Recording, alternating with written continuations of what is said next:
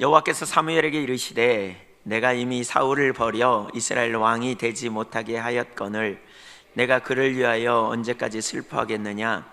너는 뿔에 기름을 채워 가지고 가라. 내가 너를 베들레헴 사람 이새에게로 보내리니 이는 내가 그의 아들 중에서 한 왕을 보았느니라 하시는지라. 사무엘이 이르되 내가 어찌 갈 수 있으리이까. 사울이 들으면 나를 죽이리이다 하니 여호와께서 이르시되 너는 암송아지를 끌고 가서 말하기를 내가 여호와께 제사를 드리러 왔다 하고 이새를 제사에 정하라. 내가 내게 행할 일을 가르치리니 내가 내게 알게 하는 자에게 나를 위하여 기름을 부을지니라. 아멘. 우리 기도하겠습니다. 하나님 감사합니다. 주님을 사랑함으로 주 앞에 겸손히 예물을 드립니다. 드려진 모든 예물 홀로 받으시고 하나님의 영광을 위해 사용되도록 하나님 인도하여 주옵소서. 아버지 하나님, 저희들의 마음이 주님께 더 집중되게 하시고 흩어지지 않도록 인도하시며 무엇보다 우리의 생사화복이 주님 손에 있음을 한순간도 놓치지 않도록 역사하여 주시옵소서. 이 시간 하나님께서 저희 가운데 듣는 귀 깨닫는 마음을 부어 주시옵소서. 말씀을 들을 때에 성령님께서 비추시고 깨닫지 아니하시면 저희 삶에 아무런 능력도 없음을 고백합니다. 성령님 깨닫게 하셔서 말씀 가운데 진리를 보게 하시고 그 진리로 말미암아 자유케 되는 능력 있는 삶이 되게 하여 주시옵소서. 무엇을 먹을까 마실까 입을까 하는 염려가 주님 안에서 내려지게 하시고 주님 안에 참된 소망과 생명이 있음을 깨달아 알게 하시고 강하고 담대하여 정말 혼돈된 생각이 내려지게 하시고 두려움의 생각이 깨뜨려지게 하시고 주님 안에서 안식을 경험하는 귀하고 복된 시간이 되게 하여 주시옵소서. 주님, 저희가 하나님의 말씀을 듣기 위해 이제 말씀을 나누려고 합니다. 전하는 자 듣는 자 모두에게 은혜로 함께 하여 주시고 주님의 길이 선명하게 보여지게 하시고 주님의 의도가 지금 내게 말씀하신 주님의 의도가 무엇인지 깨닫는 귀한 시간이 되게 하여 주시옵소서. 감사합니다. 주님만 사랑합니다. 예수님의 이름으로 감사드리며 기도 올리옵나이다. 아멘.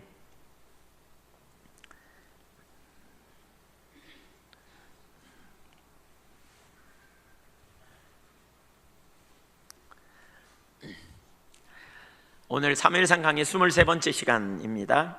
오늘 본문을 중심으로 살펴볼 말씀의 제목은 사무엘이 필요한 시대, 이런 제목으로 말씀 나누도록 하겠습니다. 이 시대에 사무엘이 절실하게 필요합니다. 무엇보다 사무엘이 이 시대에 우리 가운데 필요한 것을 우리는 인식할 필요가 있습니다. 크게 두 가지를 살피려고 했는데 일부 예배 시간에 한 가지만 살피고 이렇게 두 번째는 살피지 못했습니다. 특별히 오늘 살피려고 하는 부분은 제가 지난 주간에도 이미 설교를 준비했었는데 다른 부분을 뭐가 아닌 것 같아서 다른 부분을 살폈고 오늘 또 그 설교를 준비했는데 이 본문을 가지고 준비했다가 아침에 제가 일어나면서 눈을 뜨면서 좀 설교의 방향을 이렇게 바꿨습니다. 하나님께서 다른 부분, 특별히 오늘 나누는 부분을 좀 집중적으로 나누도록 인도하시는 것 같아서 그 부분을 나누게 됩니다. 그래서 오늘 설교를 잘 이렇게 들으시면 좋겠다 싶습니다. 하나님이 우리에게 주시는 그런 메시지라고 보여집니다. 하나님의 부흥은 중보기도하는 무리를 통해서 시작됩니다.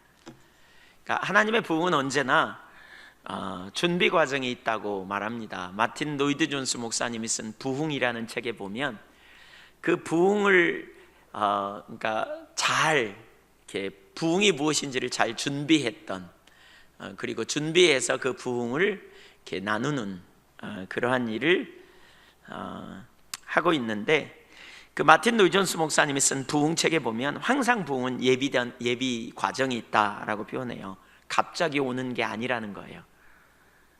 그러니까 부흥은 갑자기 나타나는 게 아니고 준비 과정이 있었고요. 그 준비 과정을 통해서 하나님의 뜻이 더 구체적으로 드러나게 된다는 것이죠. 오늘 본문은 새로운 시대가 열리는 장면입니다. 곧 다윗의 시대가 시작되는 것입니다. 이스라엘 역사의 전무후무한 왕, 하나님의 마음에 맞는 지도자, 곧 다윗의 시대가 새롭게 열리는 그러한 모습을 볼 수 있습니다. 사실 성경에서 다윗에 관한 기록이 가장 많이, 어떤 인물보다 많은 그러한 장수를 차지하고 있습니다. 또 다윗의 이름은 성경에 정말 많이 나타나는, 하나님, 예수님 다음으로 많이 나타나는 이름입니다. 그리고 다윗은 하나님의 마음에 맞는 사람이었다라는 그러한 이야기를 들었던 그런 사람입니다.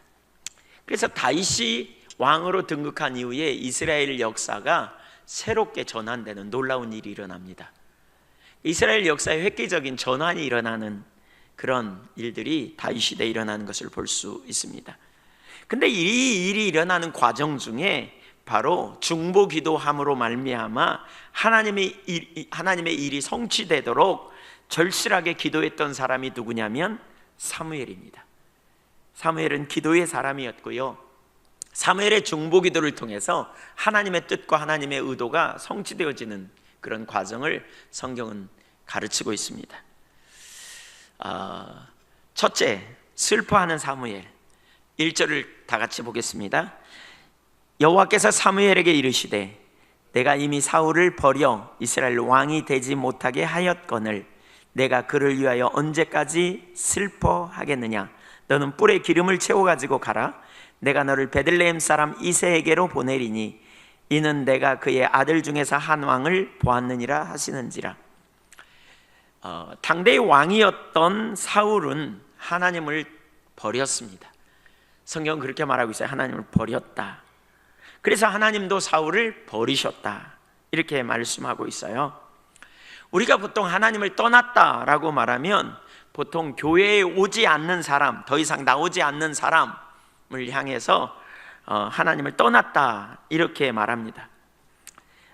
그리고 하나님을 떠난 것을 우리는 교회에 나오는 한 하나님을 떠났다고 말하지 않습니다. 그런데 성경은, 그러니까 우리가 이전에 여러 번 살폈지만 신명기 30장 17절에 보면 하나님을 떠나는 것은 마음으로부터라고 표현하고 있어요. 그래서 전에도 나눴지만 헨리 블랙가비 목사님이 쓴 하나님과 신선한 만남이라는 책에 보면 하나님의 백성들에게, 선지자를 통해서 구약의 이스라엘 백성들에게 여호와께로 돌아오라라고 말씀하셨을 때, 돌아오라는 말의 의미는 제도권으로 돌아오라는 말이 아니었다는 거예요. 그럼 어디로 돌아오라는 말이냐? 하나님과의 인격적인 사랑의 관계로 돌아오라는 말이었다는 거예요. 그러니까 우리 신앙의 핵심은 인격적인 하나님을 알고 개인적으로 만나고 그 하나님과 동행하는 삶입니다. 그 하나님을 전 존재를 다해 사랑하는 겁니다. 그분이 우리를 사랑하심을 알고 우리가 그분을 사랑하는 자리에 서는 삶, 이것이 우리의 신앙입니다. 그러나 우리가 하나님을 마음으로부터 떠나면 성경에서 볼 때, 하나님의 관점에서 볼 때 하나님을 떠난 것이라고 말합니다. 몸은 교회에 와 있어도, 예배당에 와 있어도 마음이 하나님부터 멀어질 수 있다는 거예요. 마음이 멀어졌다는 말은 뭐냐? 나눠진 마음이 된다는 거예요. 하나님만 사랑해야 되는데 마음이 나눠져 버렸어요. 자꾸 다른 것이 우선순위가 되고 자기 목적과 자기 만족을 위해 하나님을 찾고 하나님은 다음 순위로, 2순위로 밀어내는 거죠. 하나님이 내 인생의 최고의 목적과 만족이 아니라 하나님은 내 목적을 위한 수단으로 전락시키고 돌아가 버리는 거예요. 자기가 목적이 되는, 자기 만족을 구하는, 자기 기쁨을 추구하는 자로 돌아가 버리는, 이것을 잘못된 신앙이라고 표현하고 있어요. 이게 이제 하나님을 떠난 자리로 가는 거예요. 하나님을 떠나면 자기 중심으로 돌아가는데 자기가 전면에 등장하며 자기를 기쁘게 하려고 합니다. 자기 목적에 관심이 가고 자기 유익과 명예를 위해 하나님을 찾게 됩니다. 그러니까 이때 하나님을 찾을 때 하나님은 내 목적을 위한 수단으로 전락시키는 거죠. 그래서 하나님의 말씀에 완전히 순종하는 일이 불가능해요. 왜냐하면 다 자기를 위해서 하나님을 찾는다니까요. 내 명예, 내 만족, 내 유익을 위해서 하나님을 찾는 거지 진짜 하나님의 목적이 아니라는 거예요. 내 기쁨을 위해서 찾기 때문에. 그래서 자기 유익과 관련된 일과 딱 대치가 되면 하나님의 말씀에 순종할 수가 없어요. 자기 목적, 자기 관심사로 쫙 돌아가 버려요. 그래서 결국 하나님의 말씀에 불순종해요. 그리고 하나님께서 이런 상황에 죄를 지적하면 합리화하고 자기 정당성을 주장하며, 그러다가 누가 그렇게 살아? 누가 말씀대로 살 수 있어? 라고 이렇게 생각하는 경우가 많이 있다는 거예요. 오늘 하나님을 떠나 자기 중심으로 돌아갔던 전형적인 한 사람이 사울입니다. 우리가 지난 2주 전에 살폈던 것처럼 사울이 선택했던, 그러니까 사람들이 선택했던 사울은 실패했고 하나님께 버림받은 사람입니다. 사울은 하나님을 수단으로, 자기 왕위를 유지하는 수단으로 하나님을 찾았을 뿐이지 진정으로 하나님을 사랑함으로 하나님을 찾지 않았습니다. 그래서 예배를 드리려고 길을 씁니다. 제사를 지내려고. 그런데 그 제사를 지내려는 목적이 뭐냐?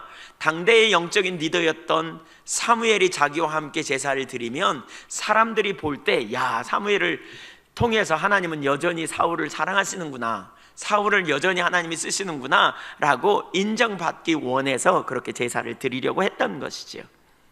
또한 사울은 하나님보다 사람을 두려워하는 자리로 돌아가 버렸어요. 그래서 아말렉 사람을 다 진멸하라, 아말렉의 모든 짐승들을 다 진멸하라 라고 말했지만, 그는 자기 명예를 위해 아각이라고 하는 왕을 데리고 왔고 살찐 짐승들과 기름진 짐승들을 죽일 수가 없었어요. 백성들이 끌고 오는데 말릴 수가 없었어요. 왜냐하면 자기를 왕으로 삼은 것이 백성이라고 생각했기 때문에. 그는 눈에 보이는 사람을 두려워해서 정말 살아계신 주님을 보지 못하고 놓치게 된 거죠.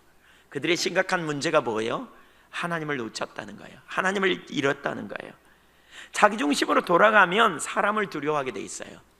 생사화복의 주관자이신 하나님께서 곧 인간의 생사화복을 주관하시는 분이라는 사실을 놓치기 때문에 자꾸 뭐예요? 사람들이 자기에게 유익을 갖다 주고, 사람들이 자기에게 행복을 갖다 주고, 사람들이 자기의 도움을 준다고 생각하기 때문에 하나님을 두려워하기보다는 사람을 두려워한 자리로 돌아가 버린다는 거예요. 그래서 사람들 앞에 이미지 관리하려고 힘쓰다 보니까 하나님 말씀에 불순종하게 된 거예요.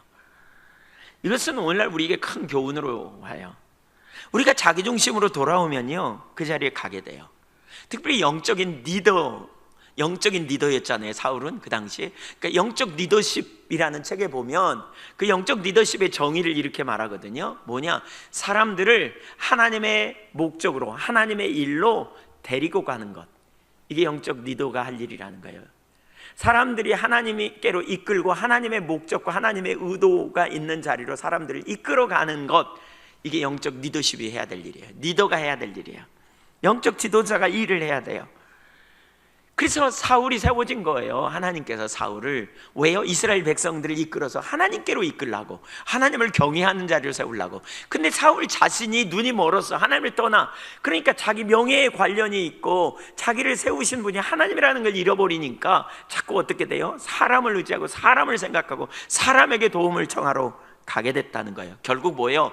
자기를 세우시기도 하고 폐하시기도 하는 하나님을 놓쳐버리고 사람에게 뭔가, 그러니까 그 도움을 청하러 내려가 버렸다는 거예요. 하나님의 영광이 아니라 자기 영광을 구하는 순간 전혀 엉뚱한 삶을 살게 되는, 그래서 타락해요. 그렇게 되니까 영적인 눈도 어두워져요. 그래서 하나님께서 회개하라고 돌이키라고 말씀해도 못 듣는 거죠, 결국. 그래서 빡빡 자기는 잘못하지 않았다고 우기다가 결국 망하게 된 거 아닙니까? 개인적으로 제가 목사로서 정말 경각심이 주어지더라고요. 제가 영적인 지도자로서 모든 사람들을 주님께로 이끄는 자리에 서야 되는데, 제가 먼저 그러려면 주님을 경외하는 자리에 서야 돼요. 주님이 제 삶의 주인이고 제가 주님의 주권과 통치 가운데 먼저 서는 삶이 되어져야 돼요. 그래서 하나님을 두려워하기 때문에, 하나님이 생사화복을 주관하는 분이심을 알기 때문에 이 땅에서 작은 어떤 물질이나 어떤 상황에 타협하지 않고 그분의 길에 서는 거죠. 손해볼지라도 그분의 길에 서면, 하나님의 길에 서면 승리할 걸 아는 자리로 가는 거예요.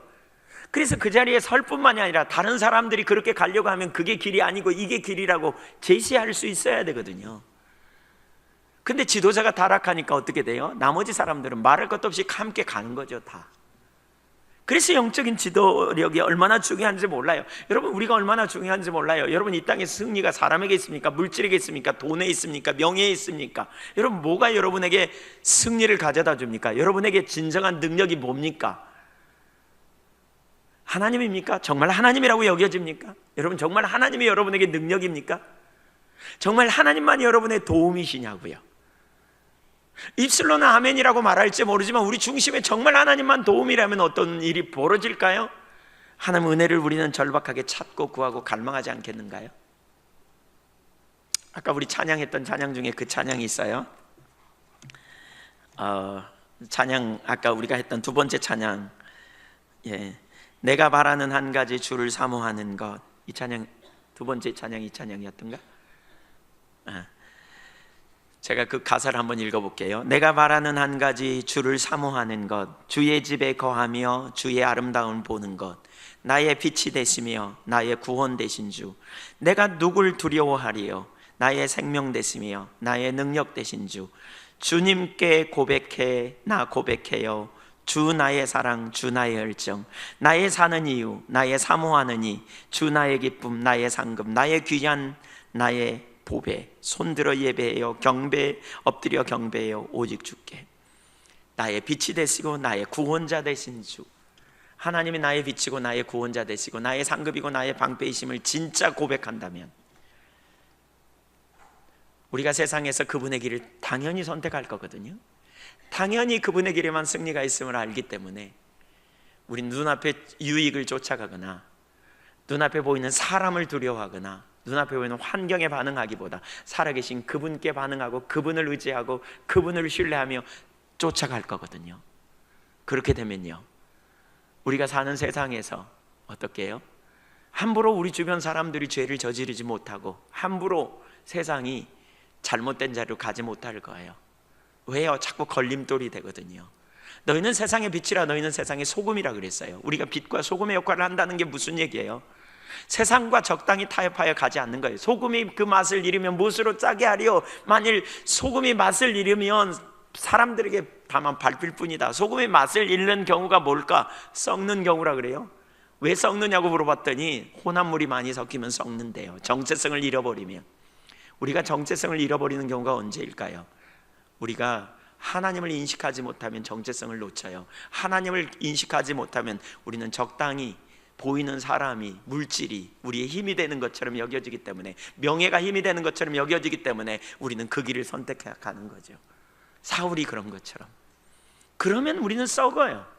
그러면 혼합주의에 가요. 그러니까 능력이 없어요. 그러니까 타협해요. 그러니까 하나님이 기뻐하시는 좁은 길을 선택하고 하나님이 의도하시는 자리에 서지 않고 적당히 타협하며 좋은 게 좋은 거니까 라고 말하며 가버리는 거죠. 사울이 왜 쫓겨났는지를 염두에 둬보세요. 우리는 세움받는 것보다 더 중요한 게 세움받는 자리를 지키는 거예요. 우리는 받은 은혜 받은 게 너무너무 신나고 좋은 일이지만 그보다 더 중요한 게 받은 은혜 가운데 내가 그리스도인으로서, 내가 하나님의 자녀로서, 내가 믿는 하나님이 얼마나 크시고 놀라우신 하나님인가를 생각하면서 우리가 그분을 의지하여 세상에서 살아가는 것이 중요하다고요. 특별히 오늘날은 더 그런 것 같아요. 각계각층의 수많은 기독교인 리더들이 있어요. 그럼에도 불구하고 왜 오늘날 세상이 점점 혼탁되어 가 있습니까? 왜 점점 어려움이 있습니까? 왜 점점 기독교에 대해서 부정적인 일들이 많이 나타나고 있습니까? 하나님을 두려워하는 일이 우리 가운데 없기 때문이 아닌지 봐야 합니다. 하나님을 두려워한다면 우리는 세상에서 담대하게 나아가리라고 믿습니다. 세상이 썩어갈수록, 그렇죠? 소금이 필요합니다. 세상이 어두울수록 강력한 빛이 필요합니다. 우리가 하나님을 보지 않으면 진정한 빛이 될 수 없습니다. 영적인 눈이 어두워지기 때문에 적당히 타협하면서도 우리는 괜찮다는 생각을 갖게 됩니다. 그래서 결국 버림받습니다. 사울이 버림받은 것 때문에 성경을 가만히 보니까요, 사울은 별로 슬퍼하지 않았던 것 같아요. 사울이 슬퍼했다는 말은 몰라요. 없어요.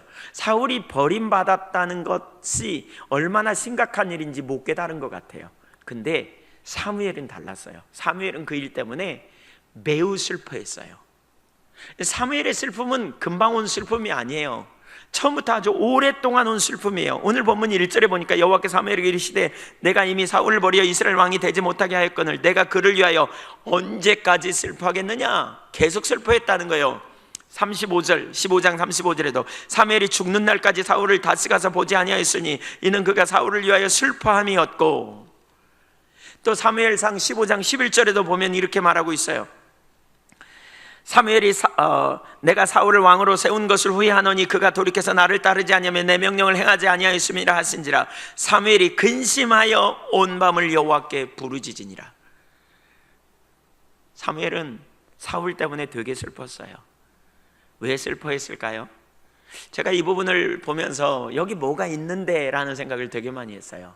사무엘이 슬퍼한 것이 왜 그랬을까? 주석을 찾아봤더니 어떤 주석가는 이렇게 말하고 있어요. 사울이 연민에 빠졌다. 자기가 그렇게 수고했는데 일이 성취되지 않은 것 때문에 연민에 빠졌다. 근데 제가 볼 때는 그건 아니에요. 사무엘은 연민에 빠져 슬퍼한 게 아니에요. 사무엘은요, 하나님의 마음을 가진 사람이에요. 사무엘상 12장을 보면서 이게 선명히 보이더라고요. 12장 8절, 우리가 이전에 봤지만 12장 8절 이하를 보겠어요. 야곱이 애굽에 들어간 후 너희 조상들이 여호와께 부르짖음에 여호와께서 모세와 아론을 보내사 그 두 사람으로 너희 조상들을 애굽에서 인도하여 내어 이곳에 살게 하셨으나 그들이 그들의 하나님 여호와를 잊은지라. 사무엘은 역사에 정통합니다. 이스라엘 백성들이 왜 어려움을 당하는지, 하나님께서 무슨 일을 이루셨는지 정통한 사람이었습니다. 그래서 그걸 가지고 설교를 합니다.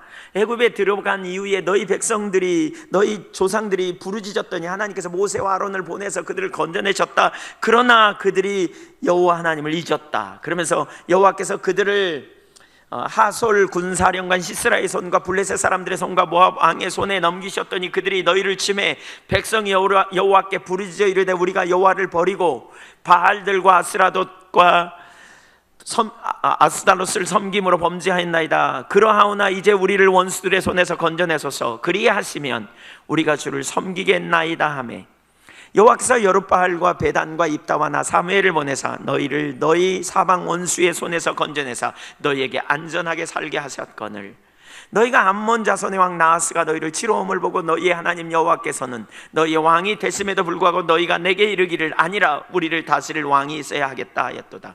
왕을 달라고 또 환경을 보면서, 그렇게 놀라운 은혜를 경험하고도 환경을 보면서 왕을 달라고 또 때를 썼다는 거예요.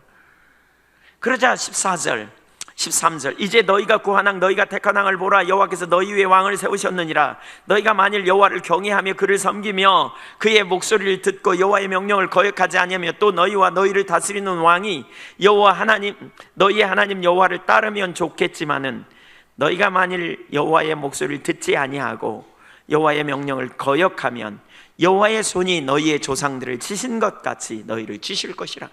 23절 그러면서 이렇게 말합니다. 나는 너희를 위하여 기도하기를 쉬는 죄를 여호와 앞에 결탄코 범하지 아니하고 선하고 의로운 길을 너희에게 가르칠 것인즉.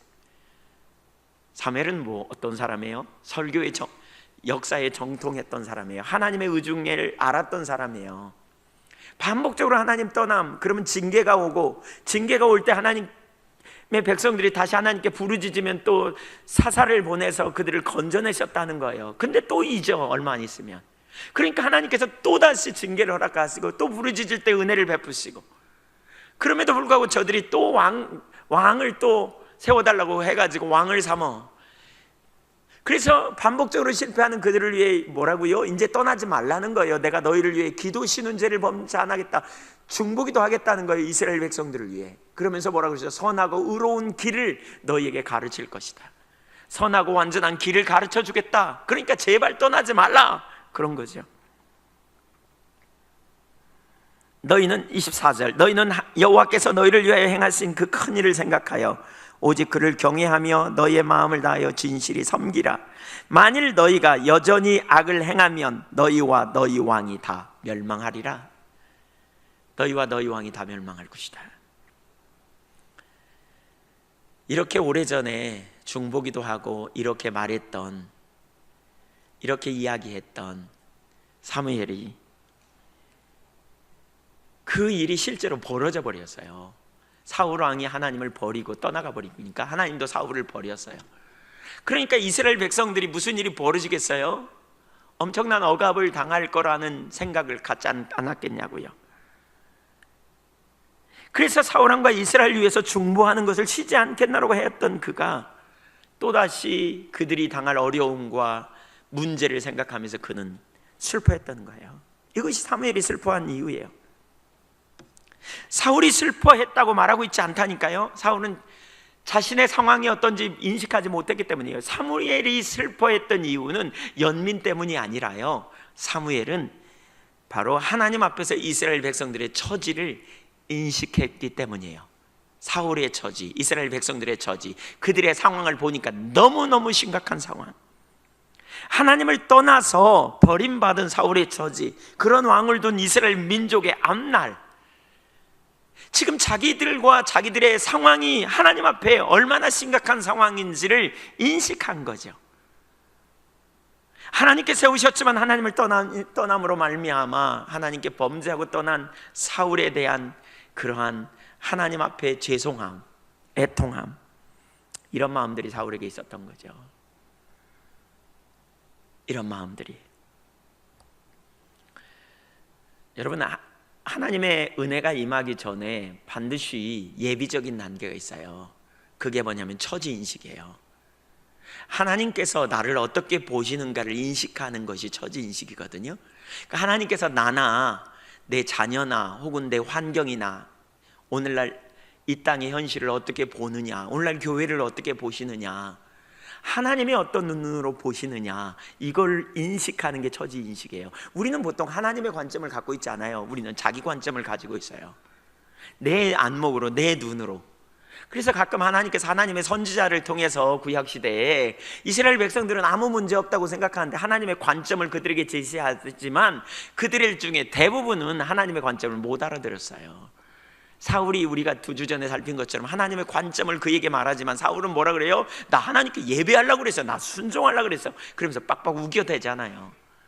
요한계시록 3장 14절 이하에 보면 라오디게아 교회를 향해서 주님이 말씀하죠. 그 당시의 상태,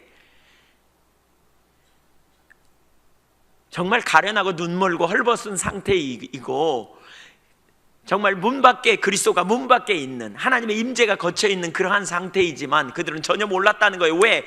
경제적으로 문제 없거든요. 그래서 우리는 부자라 부유하여 아무 문제가 없다라고 생각하고 있는, 그러니까 자기들의 관점으로 자기를 보면 문제가 없는데 하나님의 관점으로 문제가 있다고 지적하니까 그들이 못 알아들은 거죠. 근데 중요한 건 하나님의 관점이 중요하거든요. 그분이 나를 어떻게 보시느냐가 중요하지, 내가 나를 어떻게 보느냐가 문제가 아니에요. 누가 예수님을 구주로 영접할 수 있어요? 자기가 죄인이라는 사실을 깨닫는 자가 예수님을 구주로 영접할 수가 있어요. 바꿔 말하면 하나님께서 나를 어떻게 보시는가를 인식해야 우리가 돌아설 수 있잖아요. 그 일이 필요해요. 그러니까 개인이나 단체나 하나님의 부흥이 어떤 사람이나 어떤 단체에, 어떤 나라에 임하기 위해서 그 전에 무슨 일이 벌어지느냐, 반드시 이렇게 처지를 인식하는 일들이 일어난다는 거예요. 처지를 인식하는 사람들을 하나님은 쓰시기도 하고, 그런 일이 일어날 때 그 사람들이 애통하며 하나님을 찾고 구함으로 말미암아 그 사람들에게 하나님께서 말할 수 없는 은혜를 부어주시고 그를 통해서 하나님의 영광을 나타내신다는 거예요. 캐나다에서 활동했던, 캐나다에 살았던 존 질레이크, 그는 사업가였어요. 근데 그는 처지를 인식하게 될 때 이대로는 안 된다는 절박함이 있었다는 거예요. 그는 하나님의 성령에 대해서 듣게 되고 성령으로 충만하기를 사모하는 마음이 그에게 있었는데요, 그 사모함이 얼마나 컸는지 그는 앉아도 눈물이 나오고 누워도 눈물이 나오고 회사에 가도 눈물이 나오고 집에 돌아와도 눈물이 나오고 매일 울음으로 견딜 수 없는 마음이 그에게 있었다는 거예요. 처지를 인식한다는 건 이와 같은 거예요. 그냥 혀를 끌끌 차고 참 내가 큰일 났네, 오늘 설교 들어보니까 큰일 났네, 그리고 돌아가는 게 아니고 주님 이 상황을 이대로 두지 마십시오, 이대로는 안 된다는 절박함이 있는 거예요. 제가 오늘 일부 예배 시간에 찬양하는데 하나님 임재가 갑자기 제게 확 부어지면서 그런 마음이 제게 생기더라고요. 제가 과거에 들었던 이야기가 있어요. 삼풍백화점 무너진 그 콘크리트 벽에 끼어 있다가 이렇게 구원받은 사람, 그 콘크리트 좁은 벽에 끼어 있어가지고 별로 움직일 수도 없는 상황에 그가 할 수 있는 일이 아무것도 없었던 거죠. 그런 상황에 그가 할 수 있는 일은 뭐냐? 죽음을 준비하는 일 외에는 아무것도 없는 거죠. 내가 죽겠구나, 이게 바로 처지를 인식하는 거예요. 아, 내가 지금 이대로는 죽겠구나. 어떤 사람은 처지를 인식한다고 말하지만 나름대로 살 구멍이 다 있어. 살 생각이 다 있는 거죠. 그러니까 편안하고 그런 거죠. 근데 정말 여러분, 우리가 주님이 오시지 않으면 안 된다, 주님 외에는 우리에게 어떤 대안도 없다, 이걸 정말 우리가 깨닫는다면, 하나님 은혜가 우리를 변화시키고 하나님 은혜만이 우리를 새롭게 하심을 안다면, 우리가 그분의 은혜가 임하시지 않으면 안 된다는 것을 깨닫는다면 우리는 어떨까요? 그분의 은혜가 임하시기까지 우리는 절박하게 그분을 찾을 거요. 여러분, 하나님은 세상을 변화시킬 수 있음을 믿으십니까? 하나님 여러분의 자녀를 바꿀 수 있음을 믿으십니까? 하나님 여러분의 가정을 바꾸실 수 있음을 믿으십니까? 하나님 여러분이 가진 문제를 해결할 수 있음을 믿으십니까? 그러면 그 능력의 주님이 여러분의 가정에, 여러분의 자녀들의, 여러분의 문제, 여러분의 환경을 바꾸기까지 주님을 찾아야 된다는 거예요. 그분 외에는 대안이 없고 그분이 하시면 능치 못함이 없다는 사실을 아는 사람, 이게 처지를 인식하는 거예요. 아, 내가 이 상태로는 안 되는구나. 결국 주님이 오셔야 되는구나. 주님의 능력이 아니면 아무 일도 할 수 없구나. 이걸 처지를 인식한 사람은 절박하게 주님을 찾게 되었어요. 제가 목회하면서 정말 힘들었던 것 중에 하나가, 설교를 하면 사람들이 알아듣고 은혜를 받는 것 같지만 결국 삶이 안 변하더라는 것 때문이었거든요. 그러면서 깨달은 그 이유의 한 가지가 뭐냐, 고린도전서 2장 3절에 보면 바울 사도가 고린도 교회에 있을 때 약하며 두려움이 심히 떨었다고 말했는데, 왜 그러냐 하면 2장 4절에 보면 내가 너희에게 복음을 전할 때 말과 지혜의 아름다운 것으로 하지 않고 성령의 나타남과 능력으로 하여, 바로 그 성령의 역사로 너희에게 복음을 전해서 너희가 믿는 믿음의 기초가 사람의 가르친 말이 아니고 하나님의 능력에 있게 하려 하였노라라는 그 바울 사도의 고백을 들으면서, 아, 결국 이 일은 성령님이 하셔야 되는구나 라는 사실을 깨달았어요. 전에는 안 변하는 게 설교자의 문제냐 아니면 사람들의 문제냐, 뭐 다 문제일 수 있습니다. 그러나 그보다 더 큰 문제는 결국 주님이 오셔야 된다, 주님이 역사하셔야 된다는 걸 알았다고요. 그래서 저는 설교하기 전에 계속해서, 제가 말씀을 들고 서기 전에 계속해서 집중적으로 구하는 게 결국 성령님의 나타나심이 아니면 안 된다고 고백합니다. 주님이 하시기까지. 어떤 분은 저에게 와서 그런 상담을 합니다. 주님만 하시지 않으면 안 될 문제를 가지고 와서 상담을 합니다. 결론은 뭐냐? 저에게 어떻게 하면 좋을지 이렇게 묻습니다. 결국 주님이 하셔야 되니까 주님 찾으라고 이렇게 말할 수밖에 없습니다. 사실 그게 별 대답이 안 되는 것 같지만 사실은 그게 강력한 해답입니다. 근데 그걸 해답인지 잘 모르고 넘어가는 경우가 많지만, 사무엘은 이걸 본 겁니다. 사무엘은 그걸 인식한 겁니다. 주님이 안 하시면 안 된다는 거, 주님이 오셔야 된다는 거. 주님이 그 땅에 사울과 그 무리들을, 이스라엘 백성들을 버리시면 아무런 소망도 없다는 걸 그는 본 것입니다. 사울은 하나님이 버리셨다는 사실을 말로 들음에도 불구하고 별로 고민하지 않았다니까요. 슬퍼하지 않았다니까요. 그러나 반면에 사무엘은 그것을 들으면서 계속해서 지속적으로 하나님 앞에 슬퍼했다니까요. 오스왈드 챔버스 같은 사람도 개인적으로 자신의 처지를 인식하고 4년 동안이나 그는 하나님 앞에 애통하며 찾았다는 거예요. 여러분 개인의 삶에 정말 주님이 오시지 않으면 안 될 만한, 여러분이 설교를 들어도 잘 깨닫지도 못하고 여러분의 삶에 변화가 일어나지 않고 여러분이 말씀을 들어도 정말 능력이 없는 무능한 여러분의 현실을 직면하고 바라본다면 소망을 가지십시오. 오스왈드 챔버스처럼, 존 줄레이크처럼 그렇게 하나님을 집중적으로 찾고 사모하고 갈망하며 처지를 인식하여 그분이 임하시기까지 주님을 찾고 구하는 자리에 서는 여러분이 되시기를 축복합니다. 예수님께서 디베랴 바닷가에서 베드로와 7명의 제자들에게 마지막으로 가르친 교훈이 있습니다. 그 교훈이 뭐라고요? 날밤을 세워서 베드로가 자기의 과거의 경험을 다 동원해서 3년 동안 훈련받은 주님의 그 훈련받은 경험을 다 동원해가지고 그가 고기를 잡으려고 했지만 한 마리도 못 잡았습니다. 3년 전 그가 예수님께 처음 부림받을 때 누가복음 5장이나 요한복음 21장에서 마지막 훈련받고 난 이후의 상황이나 똑같습니다. 결국 그날 새벽에 주님이 거기 오셨습니다. 그리고 깊은 데 금을 내리라고 말씀하십니다. 오른편에 내리라고 말씀하셨습니다. 그 말에 순종하고 내렸더니 그 고기가 많이 잡혔습니다. 153마리. 찢어들듯이. 그걸 통해 뭘 배웠어요? 해답이 우리 안에 있는 게 아니고 결국 그분이 오셔야 되는구나, 이걸 보았던 것이지요. 이렇게 하나님 앞에 처지를 인식하는 사람들을 통해 하나님 놀라운 역사를 이루셨어요. 기드온 같은 사람이 그랬어요. 시편의 다윗은 그래서 수도 없이 그런 고백을 하고 있죠. 시편 42편 기자는 그렇게 말합니다. 목마른 사슴이 시냇물을 찾기에 갈급한 것처럼 내 영혼이 주님을 찾기에 갈급하나이다. 여러분에게 그런 갈급함이 있으세요?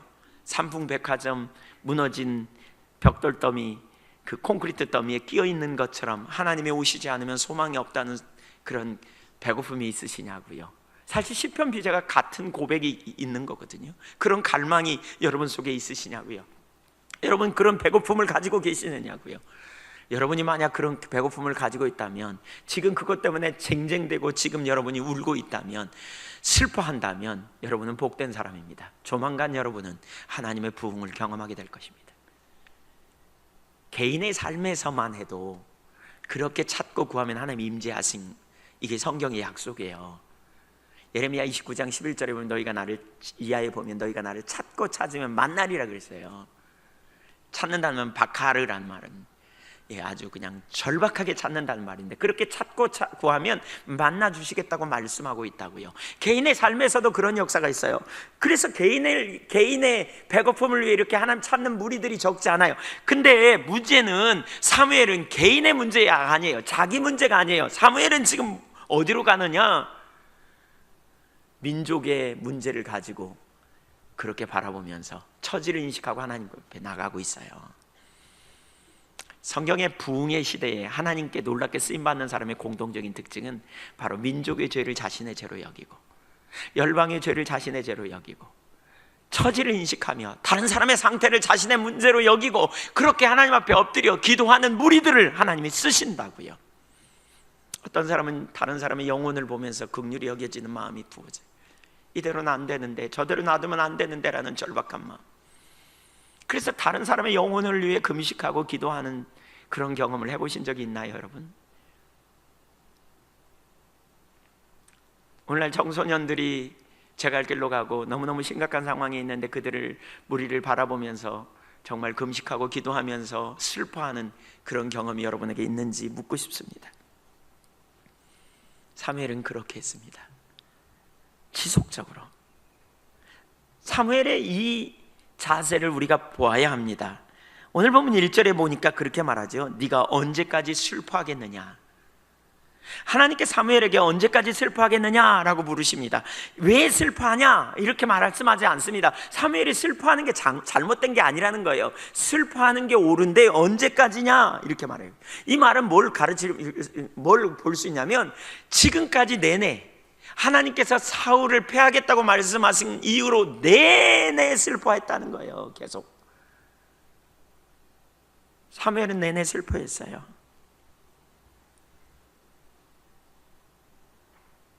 물론 슬퍼하는 것만으로는 문제가 해결되는 게 아니에요. 그러나 사무엘은 왜 슬퍼했는 줄 아십니까? 왜 그렇게 슬퍼했습니까? 결국 하나님만이 문제의 해결 책임을 알았기 때문입니다. 하나님이 하시지 않으면 안 됨을 알았기 때문에 그렇습니다. 그래서 사무엘은 하나님 앞에 가지고 간 거예요. 하나님, 이 문제가 해결되기 전까지는 제 슬픔을 거둘 수가 없습니다. 이런 심정인 거죠. 하나님 생각해 보세요. 제가 안 슬퍼하게 됐습니까? 지금 하나님의 일이 무산됐는데, 지금 하나님의 이름으로 일컬어진 백성이 하나님을 떠나 있는데, 지금 하나님의 백성이 지금 징계를 받게 돼 있는데 하나님, 제가 안 슬퍼하게 되어 있습니까? 이러고 있는 거죠. 지금 그는 아버지의 마음이 뭔 줄 알았어요. 하나님의 마음이 뭔 줄 알았다고요. 하나님의 어떤 그 중심의 자세를 가지고 계시는지를 보았다고요. 사무엘은 그래서 슬퍼한 겁니다. 자기가 있어서 세운왕이 쫓겨난 것 때문이 아닙니다. 사울이 하나님에게 등을 돌린 것 때문에, 그 백성이 그 결과로 받을 아픔 때문에, 이것이 곧 하나님의 마음이었습니다. 여러분, 언제 오늘날 우리 교회의 상태 때문에 아파본 적이 있는지 생각해 보십시오. 여러분 옆에 있는 영혼 때문에 언제 아파하고 슬퍼했는지 생각해 보십시오. 그런 적이 여러분 있으신가요? 여러분의 주변의 사람들이 하나님께 등을 돌렸다는 것 때문에 슬퍼한 경험이 있으신가요? 교회의 지도자들이 무너지는 모습 때문에 슬퍼한 경험이 있으신지요? 사실 우리가 비판하는 건 대단히 쉽습니다. 그러나 분별한다는 명목으로 우리는 비판하는 데서 끝납니다. 분별과 비판의 차이는 이거예요. 비판하는 것은 말하는 대로 끝나는 거고요, 분별하는 사람은요, 그 일을 위해 중보기도 하는 자리로 가는 사람입니다. 이대로는 안 된다는 절박감을 가지고. 하나님께서 그 시대마다 쓰셨던 인물들의 공통적인 특징을 보면요, 바로 이 처지인식에서부터 시작됐어요. 그리고 처지인식을 하면 그들이 뭐 했느냐, 자기들의 개인의 상태와 상관없이 하나님 이대로는 안 된다고 절박감을 가지고 하나님 앞에 엎드리는 자리로 나간 거예요. 느헤미야서에 보면 느헤미야는 포로로 잡혀간 사람입니다, 유대인으로서. 근데 그 나라에 가가지고요, 왕의 수를 따르는 관원장으로 출세한 사람입니다. 왕이 먹는 음식을 관리할 정도면 굉장히 왕의 신임이 두터운 사람 아닙니까? 그렇게 출세한 그가 어느 날 자기 동생이 유대로부터 왔는데 예루살렘 성이 완전히 회파되었다는 소식을 듣게 됩니다. 그러자 그는요, 참 큰일이군, 그리고 혀차고 말지 않았어요. 그는 뭐 했느냐, 죄를 뒤집어쓰고 하나님 앞에 슬피 울며 수일 동안 금식하고 나서 중보기도를 시작합니다. 죄를 뒤집어쓰고 금식하면서 하나님 앞에 중보기도하기 시작해요. 이대로는 안 된다는 절박감이 있는 거죠. 하나님 앞에서 처지를 인식한 사람은 이렇게 나아갑니다.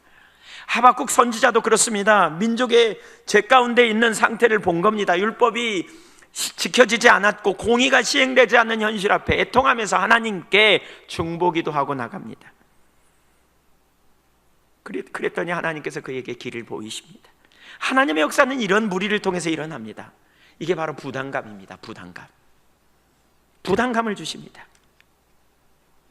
하나님의 약속은 이런데 현실은 그와 멀리 떨어져 있는 상황을 보면서 애통해하고 견딜 수 없어서 하나님 앞에 나아가는 거죠. 하나님, 이런 상태에 어떻게 합니까? 그래서 견딜 수 없어 슬퍼하고 애통하며 기도하는 것입니다. 사무엘은 오랜 시간 동안 슬퍼했습니다. 계속해서 슬퍼했습니다. 하나님의 응답이 오기까지 그는 슬퍼했습니다. 이대로는 안 된다는 절박감. 여러분에게 혹시 그런 부담감이 있지 않습니까? 여러분 혹시 한 영혼을 바라보면서 계속 그를 바라보면 저를 구원해야 될 텐데 하는 생각 때문에 여러분의 가슴이 답답해지지 않은가요? 혹시 여러분 가난한 사람을 보면 저를 돕고 싶은 마음 때문에 가슴이 답답해진 적이 없으신가요? 혹시 영혼 구원을 위해 여러분 생각하면 마음이 아찔하고 어떻게 저를 도울 수 있을까라는 생각을 해본 적이 없으신가요?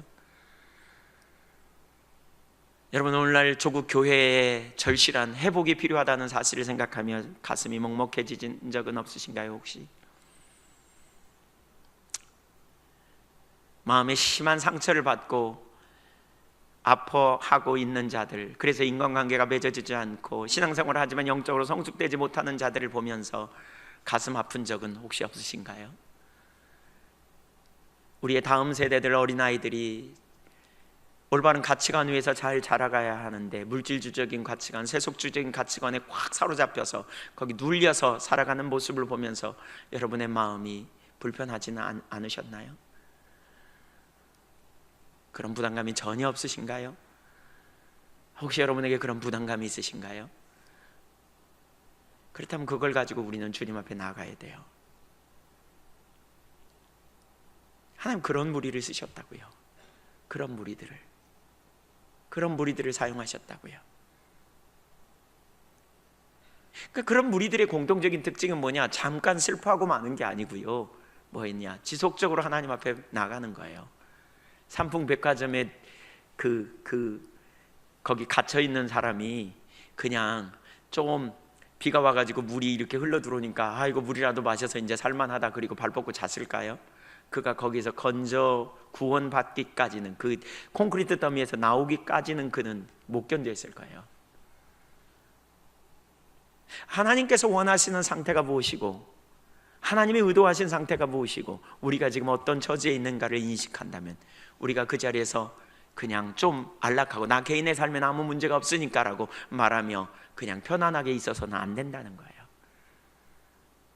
주님 이대로는 안 된다는 절박감, 물론 개인의 삶에서도 이대로는 안 된다는 절박감을 가지면 부흥이 말 거라니까요. 개인의 삶이 회복될 거라니까요. 그러나 내 가족, 나아가 내 형제, 더 나아가 이 땅의 교회들, 열방의 교회들, 이 땅에 많은 죽어가는 영혼들을 바라보는 하나님의 심정이 어떠할까를 우리가 바라본다면 우리가 그들을 어떤 관점으로 생각하고 보아야 하는지,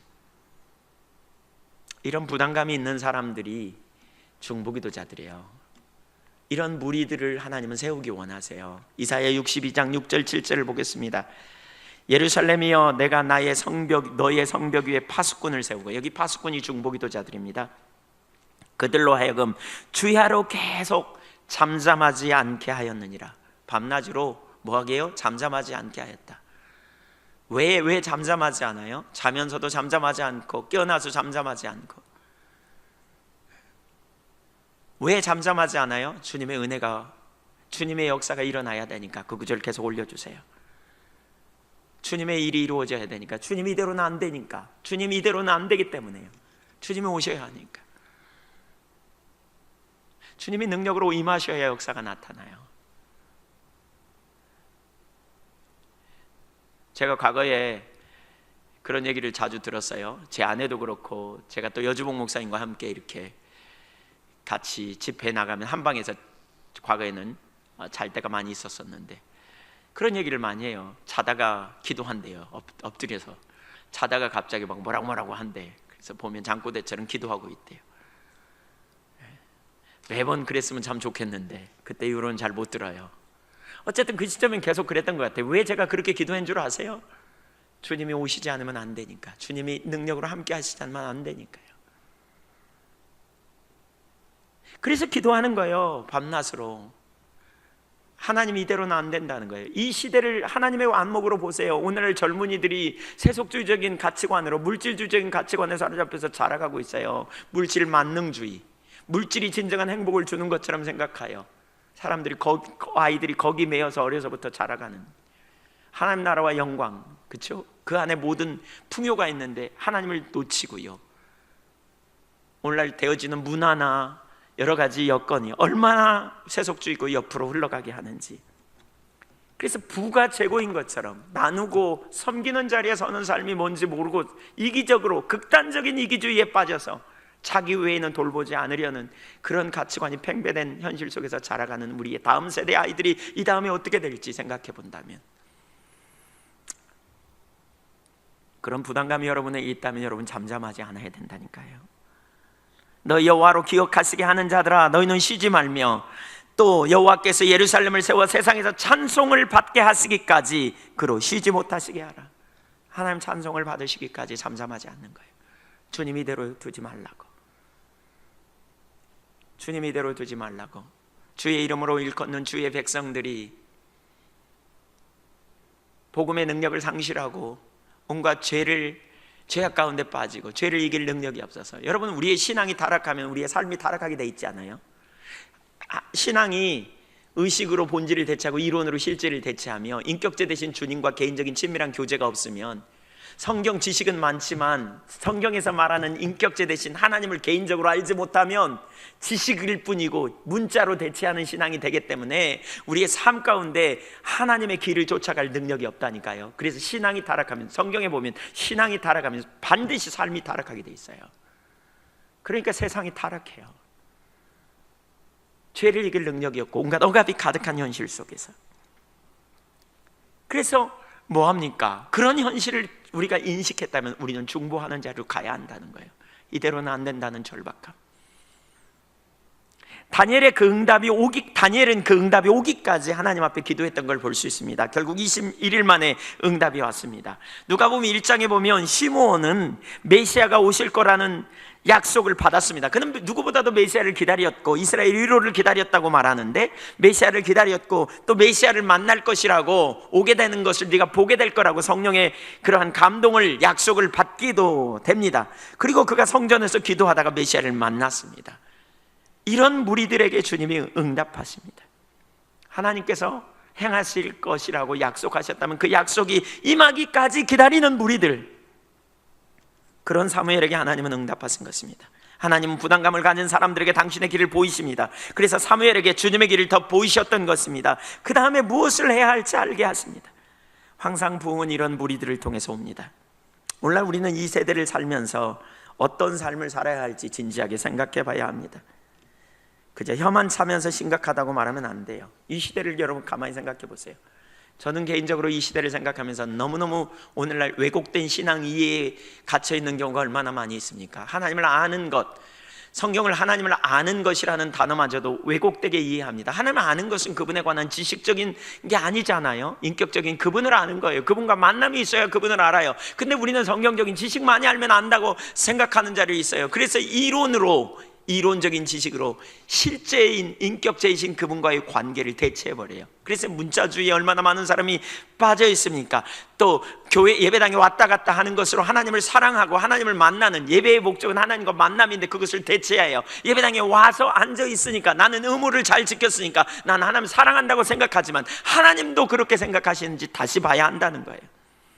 그래서 하나님의 임재가 거쳐 있음에도 불구하고 임재가 뭔지도 모르는 거죠.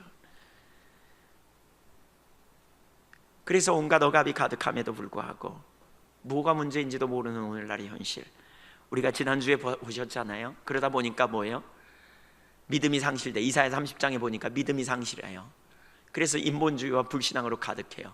그러다 보니까 하나님께서 너희 한 사람이 적군 100명을 쫓고 너희 100명이 10,000명을 쫓을 거라고 말했는데, 적군 한 사람이 쫓아오면 이스라엘 백성들 1000명이 도망가고 적군 5명만 와도 다 도망가 버린다는 거예요. 겁쟁이가 돼버린 거죠.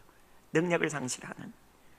왜요? 인격적인 하나님과의 관계가 무엇인지 모르니까, 하나님을 알지 못하니까, 그분에 관한 이론적인 지식, 하나님 전능하시다는 사실은 아는데 전능하신 하나님을 개인적으로 잘 모르니까 전능하신 그분을 성령의 조명으로 알아야 능력이 있는데, 그래서 문제가 올 때도 전능하시다는 사실이 능력이 아니라 전능하신 그분을 신뢰해야 능력인데 그게 안 되니까 조그만 어려움이 오면 낙심하고 좌절하고 뒤집어지는 거죠.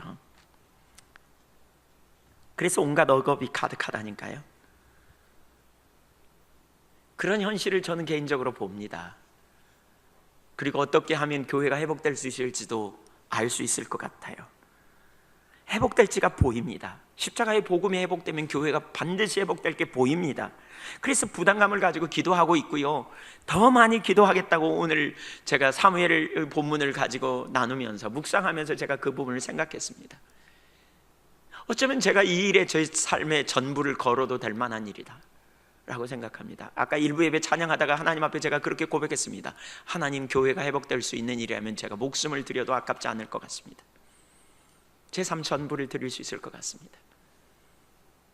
주님의 일이 이루어진다면 기꺼이 그 자리에 설 수도 있을 것 같습니다. 하나님,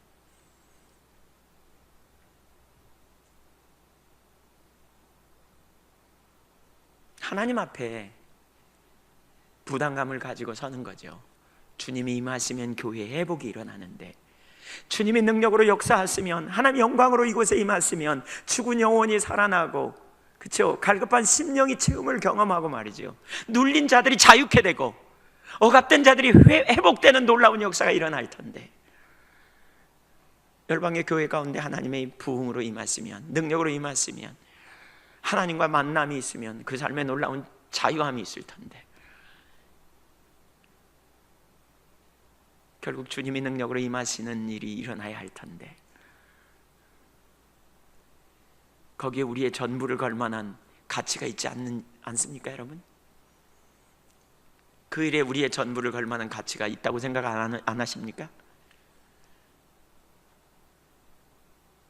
저는 그 가치가 있다고 생각합니다. 한 개인의 삶을 위해서도 우리가 그렇습니다. 한 영혼을 구원하는 것 천하보다 더 귀하게 여기신다고 주님 말씀하십니다. 그 영혼이 구원받는 일, 구원받아야 될 영혼을 위한 부담감을 가지고 그들을 위해 우리가 슬퍼하되 계속 슬퍼하면서 중보하고 그 영혼이 돌이켜 하나님을 만나는 역사가 있기까지 슬퍼하는 일들을 우리가 안다면, 하나님께서 그 영혼을 구원하지 않겠느냐고요.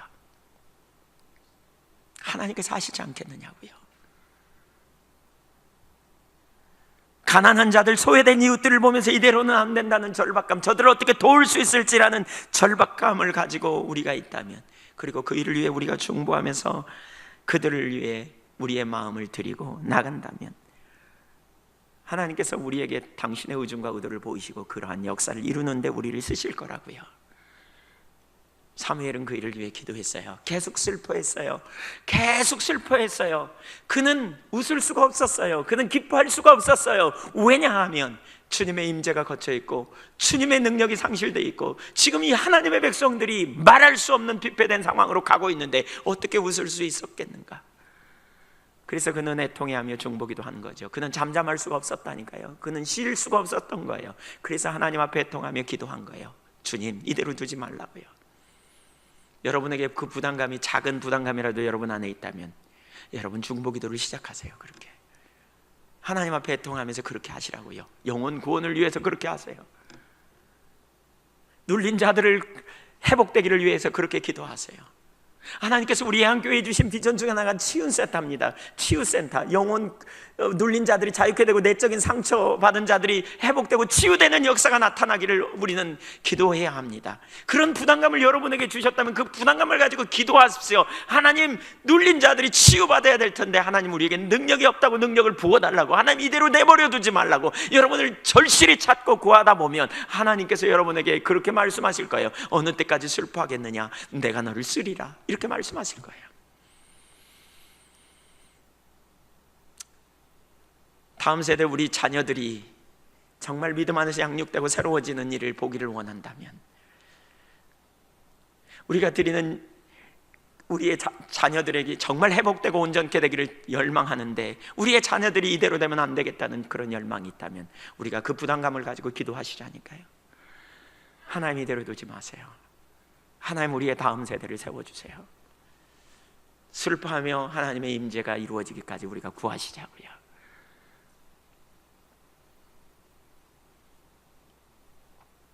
그러면서 본인이 먼저 나가는 거예요. 중보기도로 본인이 먼저 그렇게 찾는 거예요. 하나님 이대로 두지 말라고. 그때 하나님께서 당신의 의도를 보이세요. 사무엘에게 의도를 보이셨어요. 이게 비전이에요. 이게 비전이에요. 하나님 이런 무리를 찾으세요. 연세 드신 어르신들이 돌아가실, 몸이 아파서 마지막 돌아가실 때 요양원에 댁에 가는데 요양원의 상태가 그냥 방치되어 있는 상태, 그 영혼이 방치되어 있는 것처럼 느껴지는 부담감이 있다면 여러분 그 부담감 갖고 기도하세요. 하나님, 저분들이 돌아가실 때까지 주님의 영광을 위해 살다가 갈 수 있도록 그러한 일이 이루어지게 해달라고 기도하는 그런 무리들을 통해 아마 하나님께서, 제가 나눴지만 그런 양로원이 세워지게 될 거요. 이전에 나눈 것처럼 그런 무리들을 통해서 하나님께서 어떻게 할지 그런 분들에게 전략을 주실 거요, 지혜를 주실 거요. 이게 부담감이라고요. 사무엘이 왜 슬퍼했는 줄 아십니까? 그냥 막연한 슬픔이 아니었습니다. 그는 처지를 인식했습니다. 하나님의 안목으로 보았습니다. 여러분에게 그 슬픔이 있기를 축복합니다. 여러분에게 그 슬픔이 부어지기를 축복합니다. 여러분 중에 어떤 분이 이런 생각할지 몰라요. 내 코가 석자인데, 지금 내 문제가 석자인데, 여러분 기억하십시오. 여러분의 문제가 해결되기를 축복합니다만 다른 한편으로는 이렇게 보십시오. 너희는 먼저 그의 나라와 의를 구하라. 그리하면 이 모든 것을 더하시리라고 하셨어요. 하나님은 우리에게 그 모든 상황, 우리의 관심사, 우리의 초점이 어디 있는지를 보기를 원해요. 우리가 주님의 나라와 주님의 의를 구하면 주님께서 우리의 일을 돌봐주시고 이끌어 주실 것을 신뢰하십시오. 오늘 일부 예배 끝나고 기도 사역할 때, 기도할 때 잠깐 그런 감동을 주셨어요. 그러더라고요. 너희 사업을 내게 맡기라. 내가 너희 사업을 이룰 거라고. 너희는 나의 일에 집중하라고. 너희 자녀를 내게 맡겨라. 너희 자녀를 내가 돌볼 거라고. 너희는 나의 일에 집중하라고. 저는 저희 자녀들을 주님께 맡기고요, 저는 저희 미래를 주님께 맡기고 주님께 집중하려고 해요. 지금까지 그렇게 살려고 했고, 그렇게 주님께서 저를 인도해 오셨고, 그렇게 필요를 채워주셨고, 그렇게 돌봐주셨고, 그렇게 저희 자녀들을 앞으로 돌보실 것을 신뢰합니다. 먼저 그의 나라와 의에 여러분의 마음을 두십시오. 여러분의 당면 과제 주님께서 간섭하실 것입니다. 하나님은 여러분의 머리털 하나까지 세심받으신 분입니다. 그분은 능치 못함이 없습니다. 그분은 여러분을 돌보시고 그분은 여러분을 이끄실 것입니다. 여러분이 부담감을 갖는다면 그 일에 우선순위로 하나님이 초청하시는 자리에 응하는 여러분이 되시기를 축복합니다. 가장 먼저 할 일은 중보하는 자리, 중보기도 하는 일로부터 시작하라니까요. 그 일을 가지고 하나님 앞에 슬퍼하며 하나님 이대로는 안 된다고 절박함을 가지고 기도하자니까요. 두 번째, 하나님의 계획과 사무엘의 순종. 처지를 인식하고 애통하는 사무엘에게 하나님은 당신의 길을 보여주십니다. 2절 하반절에 그렇게 말합니다. 너는 뿔에 기름을 채워가지고 가라. 내가 너를 베들레헴 사람 이새에게로 보내리니 이는 내가 그의 아들 중에서 한 왕을 보았느니라 하시는지라. 사울을 버리신 하나님께서 이제 새 일을 계획하십니다. 여러분, 하나님에게는 실패가 없으세요. 하나님은 우리의 상황 속에서 뭐가 최선인지를 알고 계세요. 언제나 우리의 문제는 모르기 때문에 혼돈스럽고 모르기 때문에 당황하고 낙심해요. 그러나 하나님은 알고 계세요. 그래서 우리 역시 알지 못한 순간에도 담대할 수 있는 이유가 바로 여기 있어요. 하나님의 사람이 실패해도 기억할 것은 하나님은 절대로 실수하지 않는다는 거예요. 실패하지 않으신다는 거예요. 하나님의 사람이 변해도 하나님은 변치 않으시는 분이세요. 사람은 죽어도 하나님은 죽지 않으세요. 우리의 삶이 예상치 못한 것에 변경될 때도 하나님은 절대로 변하지 않으시는 분이세요. 하나님은 완전을 준비하고 계시는 분이세요. 그래서 하나님은 다음을 준비하셨어요. 사울이 패하여졌지만 사무엘의 중보기도를 통해서 하나님께서는 새로운 길을 예비하셨어요. 바로 새로운 왕, 하나님의 마음에 맞는 사람, 새 시대를 준비하시면서 성경에서 가장 그의 이름이 많이 등장하는 사울에 대하여 다윗을 여기 세우시는 일을 하기 시작해요. 그 일을 위해 하나님은 사무엘을 쓰셨다니까요. 중보기도자로. 하나님은 동역자를 쓰세요. 성경에 보면 항상 하나님의 목적을 이루실 때 그 종에게 당신의 일을 보이신다. 아모스 3장 7절에 보면 말하거든요. 하나님의 일을 성취하실 때 그 종들에게 보이시지 않고는 아무 일도 행하시지 않는다 그랬어요. 그래서 하나님의 의도를 그 종에게 보이세요. 근데 그 종에게 보이실 때 이렇게 말하고 있죠. 그러니까 종은 그 하나님의 목적에 순종하고 삶을 조정하고 나아가면 종을 통해서 하나님 사이즈의 일을 이루어요. 대표적으로 열왕기상 18장에 보면 엘리야 시대에 3년 6개월 지난 다음에 비를 내리겠다고 하나님 말씀하시죠. 3년 만에 비를 내리겠다고 말씀하세요. 그랬더니 엘리야가 그 말을 듣고 아합에게 가서 하나님께서 비를 내리시겠다고 이렇게 말씀하시면서 바알과 아세라 선지자 850명과 대결을 벌이잖아요. 그러니까 하나님이 비를 내리시겠다고 하면 하나님이 그냥 자연스럽게 내리면 좋은데 성경에 보면 뭐냐면 엘리야가 머리를 두 다리 사이에다 집어넣고 갈멜산 꼭대기에서 7번이나 기도했다고요. 이 말은 산고의 고통을 하면서 기도했다는 말이에요.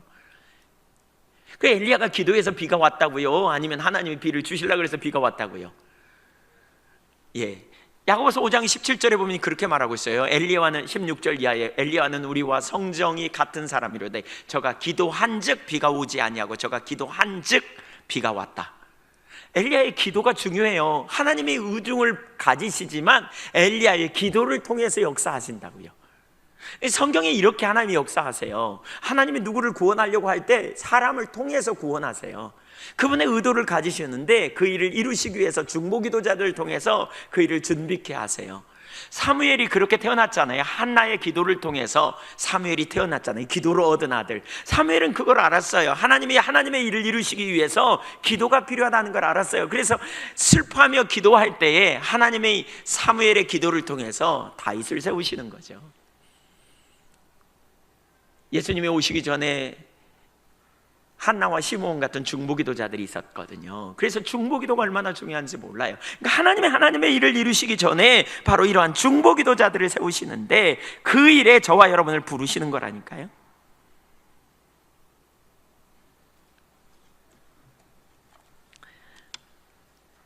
사무엘이 하나님의 말씀을 듣고 순종합니다.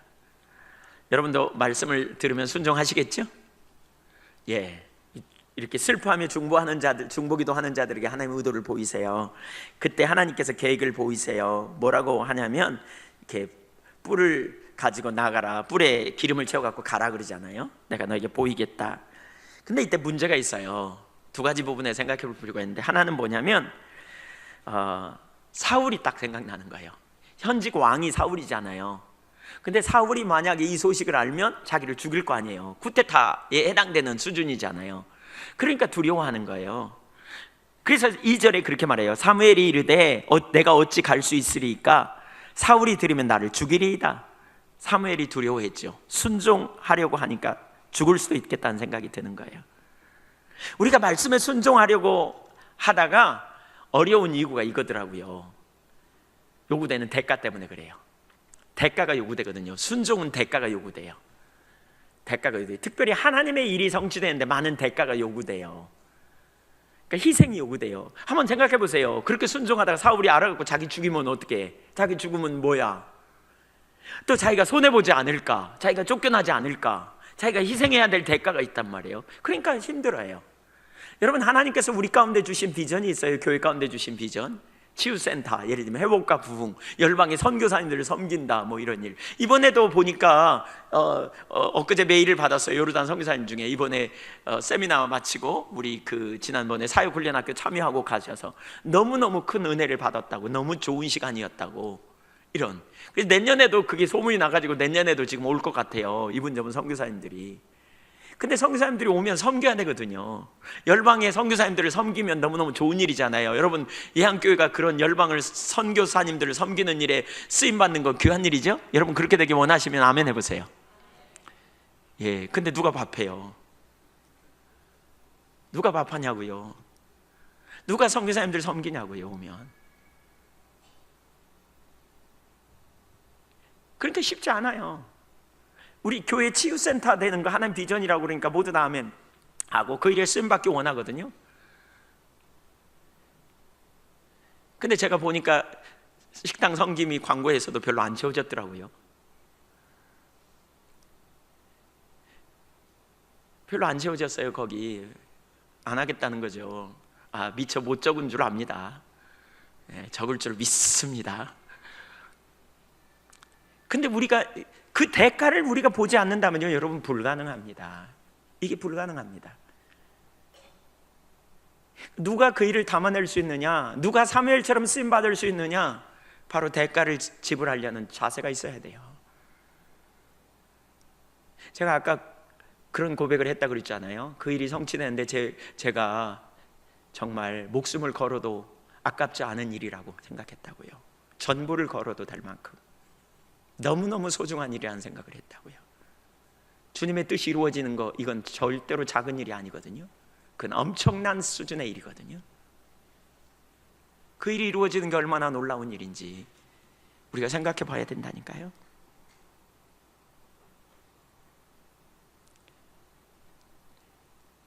거기는 엄청난 물질적인 필요도 요구될 수 있어요. 그래서 쉽지 않은 거예요.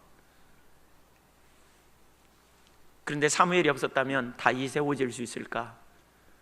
적어도 그 일이 유보되든지 쉽지 않았을 거요. 근데 이런 희생과 헌신이 필요해요. 제가 오늘 설교는 아침에 새벽에 일어나는데 어떤 분이 저에게 오늘 설교는 이걸 해야 된다고 꿈속에서 일어나자마자, 제가 일어나는 순간에 눈 뜨기 직전에 이 설교를 해야 된다고, 제가 전혀 다른 방향으로 설교를 준비했어요. 오늘 설교 내용을. 근데 이 부분을 해야 된다고 꿈속에서. 아침에 일어나가지고 설교 준비를 바꾼 겁니다. 오늘 본문을, 내용을 바꾼 겁니다. 일부 예배 찬양할 때 제 마음에 하나님 얼마나 임재를 강력하게 하시면서 그러한 필요를 절실하게 하나님이 원하시는지, 이 시대에 사무엘이 얼마나 절실히 필요한지 그걸 깨닫게 하셨어요. 제가 지난 주간에요, 아시지만 지난 주간에 제가 휴가라 그랬잖아요. 그래서 가서 좀 쉬는데 목요일 날인지 금요일 날 아침인지 잘 기억이 안 납니다. 일어나자마자 누워서 그대로, 눈 뜨자마자 그대로 그냥 기도하기 시작했습니다. 한참 막 절실히 기도하다가 또 까막 잠들었습니다. 근데 비몽사몽간에 저에게 또렷하게 이런 감동이 있었어요. 어떤 선교사님이 좀 도와달라고 저에게 편지를 보냈어요, 메일을. 근데 제가 교회 재정을 바라보면서 만지작거리고 있고 그 부분에 대해서 이렇게 선교위원회에다 나누기는 했지만 구체적으로 어떻게 해야 될지 잘 모르겠다는 이런 생각을 가졌었어요. 근데 그 일이 딱 생각나면서 그러니까 그 전에 무슨 생각, 어떤 일이 일어나냐면 저에게 또렷하게 하나님 그런 감동을 주시는 거예요. 아주 분명한 이렇게 내적 들리는 음성처럼 이렇게 내가 너희의 모든 필요를 채울 거라고. 그 말을 딱 들으면서 제가 깼거든요. 근데 딱 그 생각이 나는 거예요. 선교사님이 이렇게 도와달라고 하는데 그걸 만지작거리고 결정하지 못하는. 그러면서 제가 하나님 앞에 회개했습니다. 필요를 언제나 하나님이 지금까지 채우셨고 지금까지 공급하셨는데 하나님께서 말씀하셔도 따라가지 못하는 죄를 용서해 달라고. 하나님 인도하시는데 못 따라가는 하나님의 뜻 같았어요.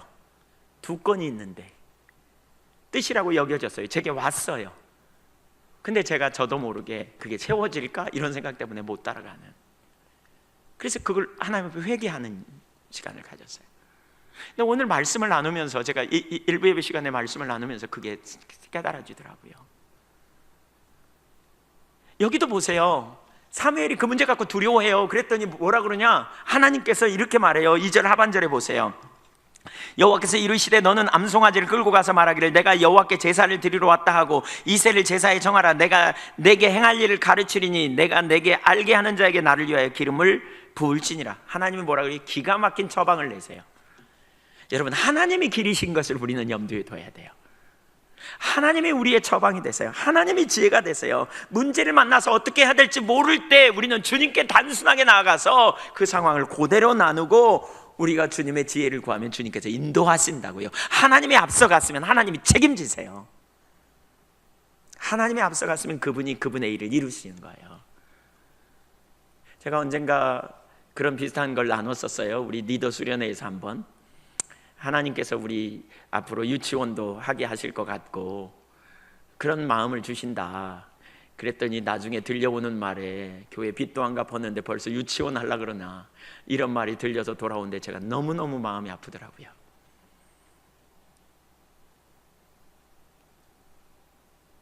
여러분, 하나님이 앞서가시면 그분이 우리의 필요를 채우세요. 그분이 앞서가셔도 빚 안 갚았으니까 하지 마요.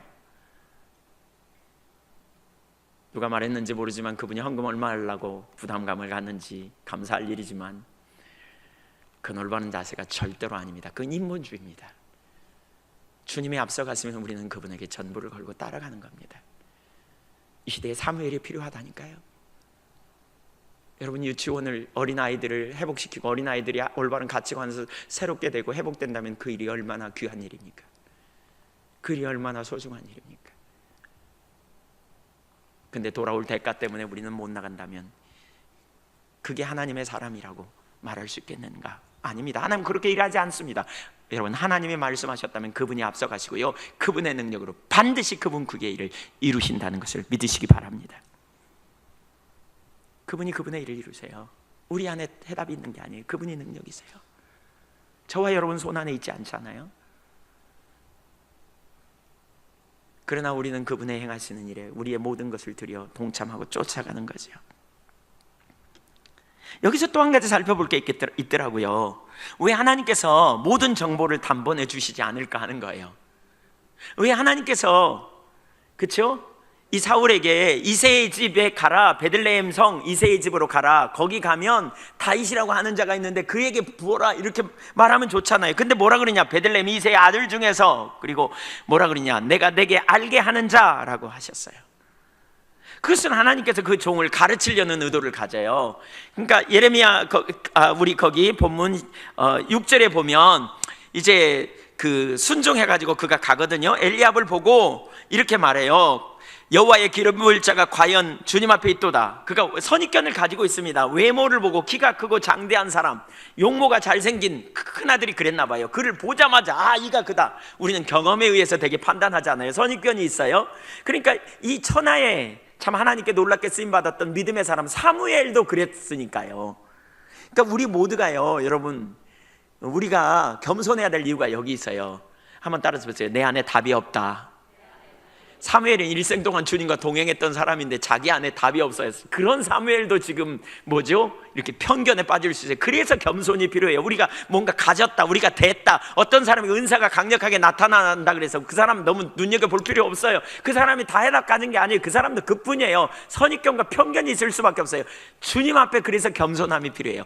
바로 사무엘도 엘리압을 보자마자 야, 이가 그인가 보다 그렇게 생각했어요. 그랬더니 하나님이 뭐라 그러냐, 아니야 그러면서 7절에 이렇게 말해요. 여호와께서 사무엘에게 이르시되 그의 용모와 키를 보지 말라. 내가 이미 그를 버렸노라. 내가 보는 것은 사람과 같지 아니하니 사람은 외모를 보거니와 나 여호와는 중심을 보느니라. 유로되지 않으세요? 외모 때문에 상처받은 사람 빨리 적으세요. 이 구절.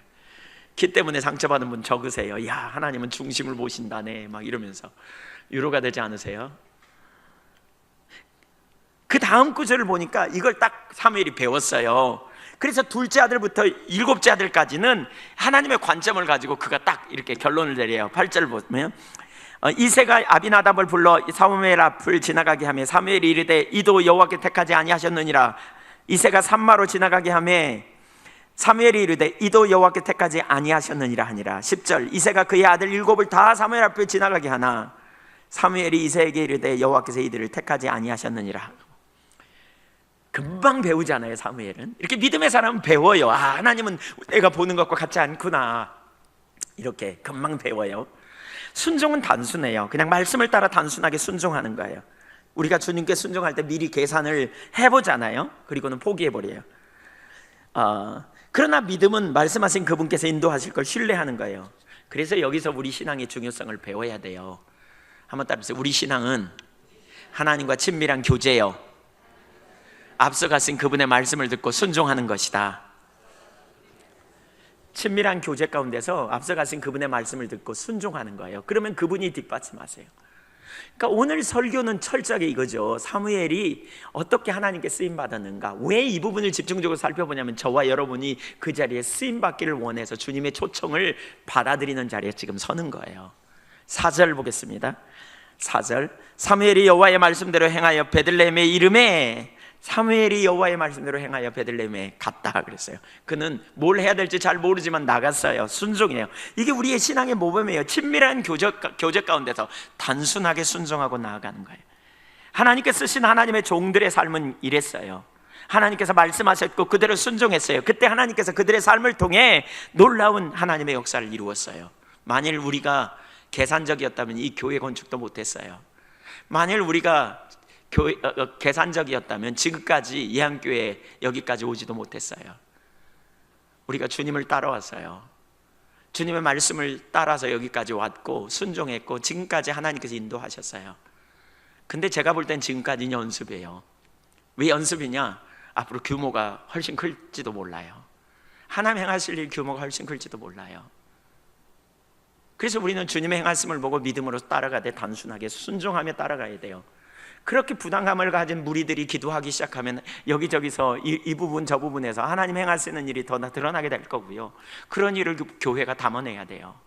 하나님 행하시는 일에 그렇게 나아갈 거라고요. 이때 중요한 게 뭐예요? 그분의 말씀대로 행하는 거예요. 앞이 어떻게 될지 무슨 일이 일어날지 모르지만 가는 거예요. 그 다음은 주님이 인도하실 거예요. 필요가 있으면 필요를 채우실 거고, 여러 가지 문제가 있을 때 하나님께서 지혜를 부으실 거고 방법을 가르쳐 줄 거고, 그분이 우리 길이 되시기 때문에 그래요. 신뢰하십니까? 아브라함이 그랬고요. 갈 바를 알지 못하고 나갔어요. 단순함으로 나갔어요. 그리고 놀라운 역사를 경험했어요. 이것이 하나님의 백성들의 삶이고요, 이것이 하나님께서 우리를 통해 이루시기 원하는 하나님의 의도라고 저는 확신합니다. 제가 이런 감동이 있어서 아까 적었습니다. 나와 같이 일할 사무엘이 필요하다. 제가 일부 예배 찬양 시간에 그런 감동을 주셔서 여기 적었어요. 주님과 같이 일할 사무엘이 필요하다. 누가 사무엘이 되시겠습니까? 누가 사무엘이 되시겠습니까? 이 시대에 사무엘이 필요한데, 이 시대에 행하실 하나님의 역사에 동참하는 사무엘이 필요한데 누가 그런 사람이 되겠습니까? 제가 도표로 이걸 만들었는데 한번 보고 결론 짓고 마치겠습니다. 하나님의 역사는 중보하는 무리를 통해서 이루어진다. 첫 번째는 처지인식이 시작입니다. 처지인식이 일어나야 합니다.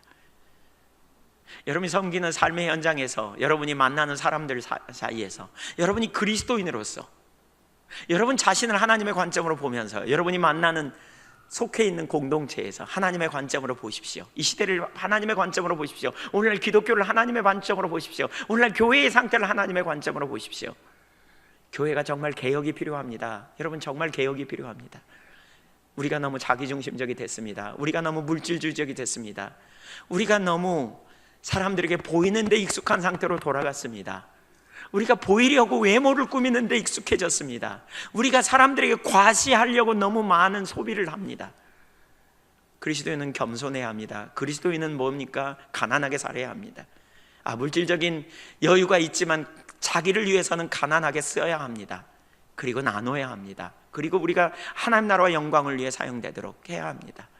그게 모범된 삶입니다. 우리의 삶을 단순하게 해야 합니다. 처지인식, 오늘날 우리의 처지를 인식해야 합니다. 이런 일들을 가지고 우리가 엎드려 기도해야 합니다. 지금 그 일에 대해 두 번째로 애통함으로 성취되기까지 중보기도 하는 것입니다. 여러분에게 한 영혼을 향한 부담감이 주어지면 좋겠습니다. 여러분에게 열방을 향한 부담감이 부어지면 좋겠습니다. 여러분에게 눌리고 상한 자들을 위한 부담감이 부어지면 좋겠습니다. 여러분에게 정말 아파서 고통당하는 이들을 위로해주고 싶은 마음, 주님 안에서 회복되기를 원하는 열망이 부어지면 좋겠습니다. 오늘날 교회가 회복되는 일을 보면 좋겠습니다. 어린아이들이 회복되는 일에 대한 부담감이 부어지면 좋겠습니다. 가난한 자를 돌보기 원하는 열망이 부어지면 좋겠습니다. 이대로는 안 된다는 절박감, 길을 몰라 헤매는 자들을 돌보는 그런 부담감이 여러분에게 부어지면 좋겠습니다. 그 일에 대해 애통함을 가지고 기도하는 거예요. 언제까지? 성취하기까지. 세 번째, 하나님께서 당신의 계획을 알려주십니다. 당신의 의도를 알려주십니다. 그렇게 중보하는 자들에게 알려주십니다. 그게 비전이 됩니다. 네 번째, 성취하는 모든 과정에 주님께서 지혜가 되시고 친히 인도자가 되십니다. 모든 과정에 주님이 지혜가 되십니다. 다섯 번째, 그를 통해 하나님의 뜻이 성취됩니다. 여섯 번째, 이 모든 과정을 통해서 그는 개인적으로 하나님을 알게 됩니다. 배웁니다. 경험합니다. 하나님은 정말 살아계신 분이야. 말씀대로 이루시는 능력의 하나님이야.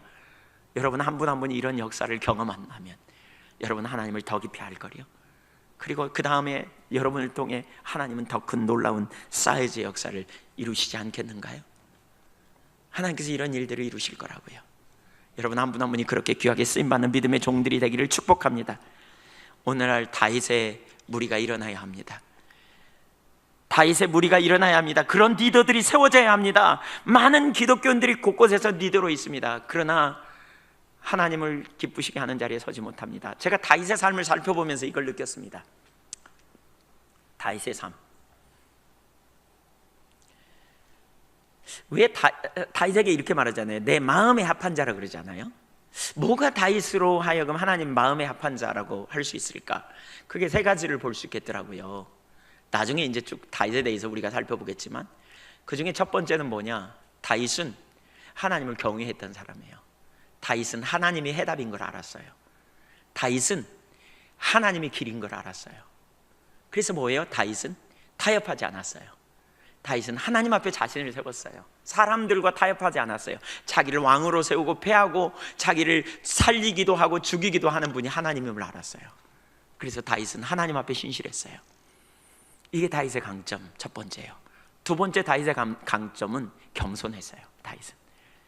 다윗은 그래서 하나님을 찾았어요. 은혜를 구했어요. 하나님의 길을 물었어요. 겸손한 사람이에요. 하나님을 의지했던 사람이에요. 다윗의 강점 세 번째는 정직이었어요. 영어 성경에 보면 인테그리티라는 단어를 써요. 온전하다는 표현도 하고 정직하다는 표현도 있어요. 다윗은 처음부터 끝까지 정직한 사람이었어요. 말씀 앞에 정직해 투명했어요. 그는 하나님 앞에 자신을 세웠어요. 그는 하나님 앞에 자기의 비밀스러운 자기 나름대로의 열쇠를, 창고의 열쇠를 갖고 있지 않았어요. 그는 하나님 앞에 창고의 열쇠를 다 열었어요. 언제나 투명했어요. 그게 다윗의 강점이에요. 그 마음의 합한. 여러분 이런 무리들이 각 곳에서 리더로 세워져야 돼요.